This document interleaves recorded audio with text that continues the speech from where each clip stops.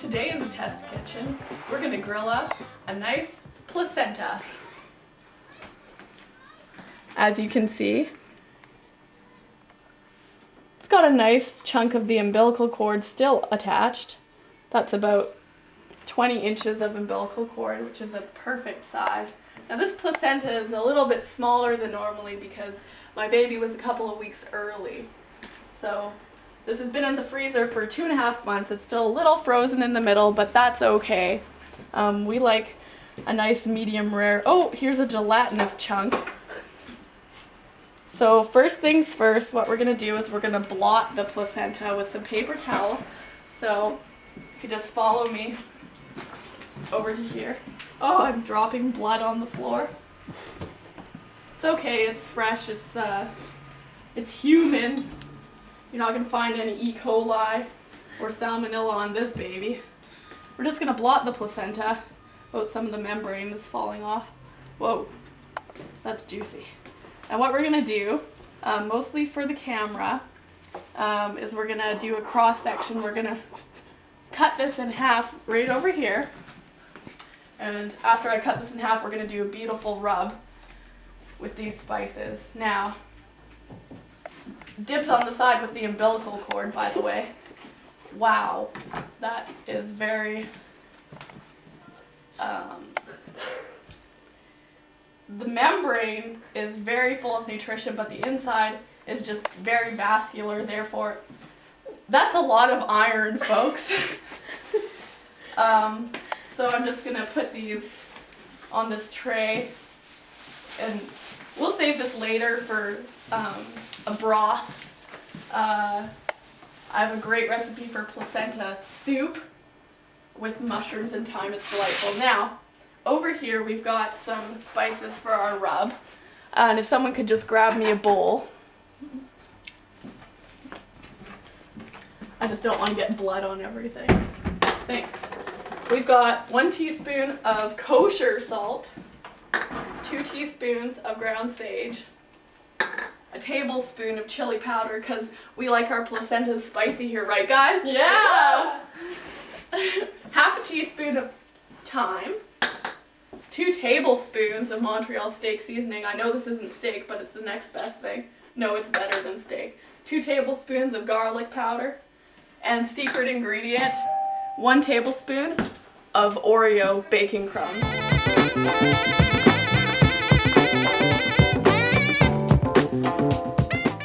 Hi there. We're just gonna mix these up. Now I've tried a lot of rubs on a lot of placentas. In the end, this is the winner. Our testers agree. So we're gonna pour this liberally on the placenta, and we're just gonna rub that in. Just you wanna get underneath the membrane, inside all the veins, and definitely you wanna coat the umbilical cord, because that's just my favorite part to chew on. Perfect. Great, now this is just gonna set for about 2 hours to tenderize it. It's very chewy because of all the veins and arteries and whatnot. So we'll see you at the grill in about 2 hours. So we're here in the barbecue corner, and we're just gonna get our grill set up. We're cooking some Caucasian placenta. We've tried a number of different types, and there's 3 things you need to remember with placenta: size, texture, and race. Those are the 3 contributing factors to your flavor. You know, if you want to put chili powder in there, you can go on, a more Spanish, ethnicity. So anyway, we're gonna set this thing on. The placenta's rather small. We picked a 2-week preemie, and we want to set these probably near high, medium high. You want to wait till your grill's got to close to 600 degrees Fahrenheit. You're going to need the tongs. You're going to need some barbecue sauce. Placentas are kind of a gamey meat. There's not a lot of fat. It's mostly meat, a lot of iron. So you're not gonna have a lot of shrinking. So you gotta barbecue sauce it to death really, just to keep it moist. So I think we're about ready to go. Perfect. When I'm putting on my placenta, I like to start with the side that is on the wall lining of the uterus. That side, that way you get nice grill marks. It's a flatter side, and it's also got a lot more flavor, and the cooking brings out the flavor. So if you just pop that on the grill there, and with the umbilical cord, you kind of want it to go across so you get grill marks across the whole cord. Perfect. I'd say you want to leave it about maybe 3 or 4 minutes on that side. You can always tell by the texture how much cooking has actually occurred. So let's close that up and leave it on for a few minutes. We'll be back. All right, so we're getting ready to do our first flip. The main thing we're checking for right now is grill marks. When you're dealing with placenta, there's a lot of misconceptions. People are thinking gooey, they're thinking oozy, they're thinking gross. And we want to eliminate that by impressing them and wowing them with the grill marks and the beautiful steak-like atmosphere. So, you'll notice it's darkened up quite a bit on the top. You can see some of the blue. That's the blood that hasn't yet been oxygenated. All blood is blue. So let's just take a peek under.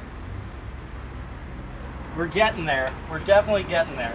I don't think we're quite ready on that one, but this little one over here may be ready. You can also notice the umbilical cord used to span across the whole barbecue, and it's actually shrunk down a little bit. Most of the placenta will maintain its size, but the cord being the best part, of course, well, can't have too much of a good thing. Let's just check this out. It's gonna hang on a bit, and that's just because that's what happens. So we don't quite have the grill marks we're looking for. Something I like to do to create a little bit of environment for grill marks is put just a little bit of barbecue sauce on there.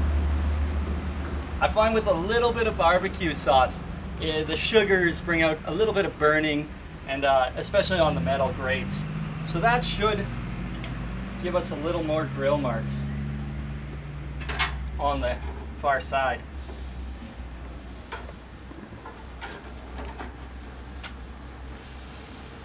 You don't have to be too careful with it. It's actually a very hardy meat. It'll hold up to all the abuse you can give it, really.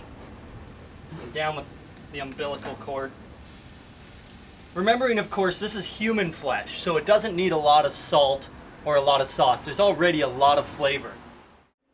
Hi, we're in the equipment corner today, and one thing a lot of people ask while preparing placenta is, should I use a plastic cutting board or a wooden cutting board? As you can see, we used a plastic cutting board simply because it's really good for cleanup.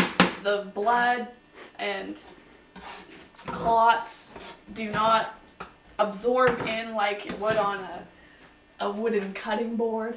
So after hundreds of tests, we just really liked the plastic, and you can put it in the dishwasher and use it again and again for whatever kind of food you'd like. All right, we're going to try this out a second time just to see how it's coming along. You really want to monitor your placenta as you go. It's easy to forget about it, you know, pop it on the grill, forget you're barbecuing placenta at all. It's just such a delight to cook. We're definitely getting a bit of darkening. I think we're going to pop it on the second side. Another important factor when barbecuing is just to find the hot spot on your grill. Every grill has a different hot spot.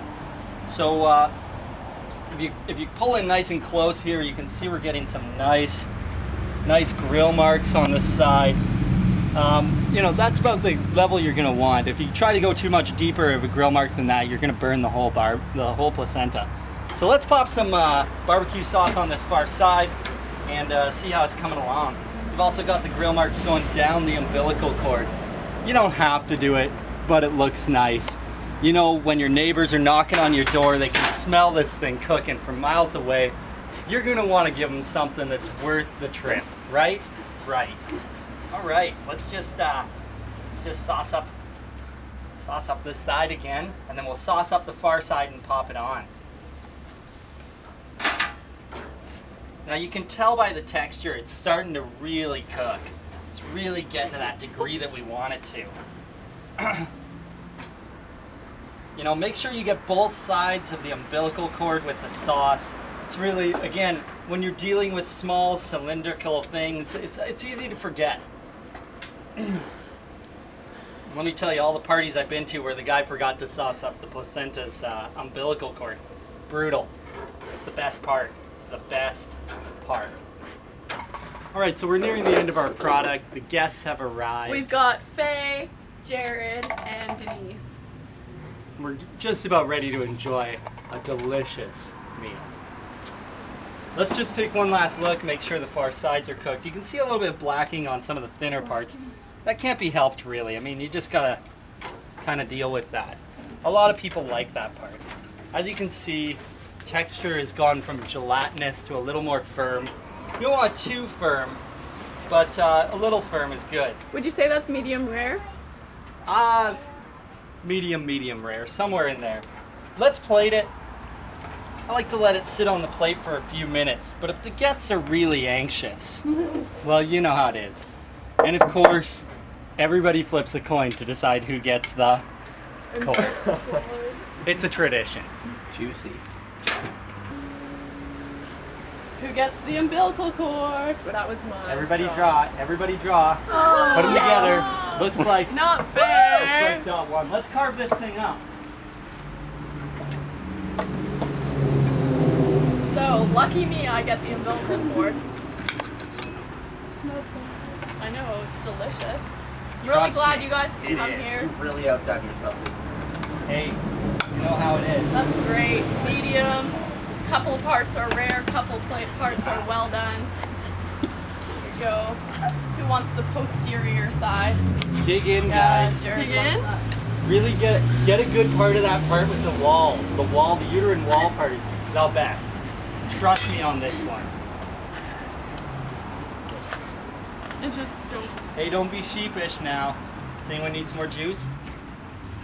Not at all. I don't Save want a to ruin piece this for flavor. me. It's so good. Cheers. Is it delicious? Yeah. Tastes like liver. Is it good? Livery? How is it? How is it? And lucky me, I get to gnaw on Fantastic. this bad boy. Thank you. Thank you. Hey, Look at that cross section of the umbilical cord. Oh no, it tastes more. well, another West Coast Canada's Test Kitchen Spectacular. Tune in with us next week. We'll be cooking bison over boiling water, steam, the way we all love it. Thank you.